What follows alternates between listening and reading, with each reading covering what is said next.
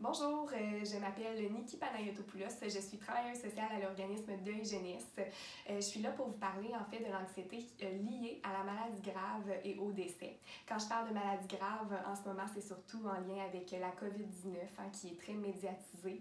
On en entend beaucoup parler dans les divers médias d'information, mais de façon souvent très négative. On va répertorier les nouveaux cas, puis le nombre de décès dans le monde. Donc, je tiens à vous dire que c'est tout à fait normal de vivre de l'anxiété présentement ou du stress relié à cette situation-là. Mais ce qui va être hyper important, c'est d'axer sur le positif de la situation, puis d'avoir la bonne information également, de trouver les sources qui sont les bonnes pour pouvoir à la fois diminuer cette anxiété-là qu'on peut vivre soi-même, mais également pour rassurer l'entourage. L'entourage, c'est les enfants aussi qui font partie de votre vie.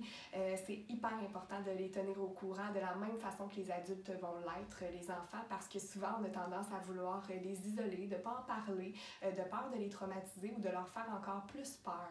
Par contre, d'être dans ce flou-là, de ne pas savoir, ça devient bien plus anxiogène pour les enfants, donc c'est hyper important de les tenir au courant de la même façon. Dans tout ce flou-là aussi, ça va être important de ramener le positif. Le positif, c'est quoi? Ben, c'est les bonnes mesures à prendre, c'est les personnes qui en guérissent de la COVID-19, c'est les bonnes mesures à prendre en fait. Donc, il faut vraiment axer sur ce positif-là dans cette situation-là.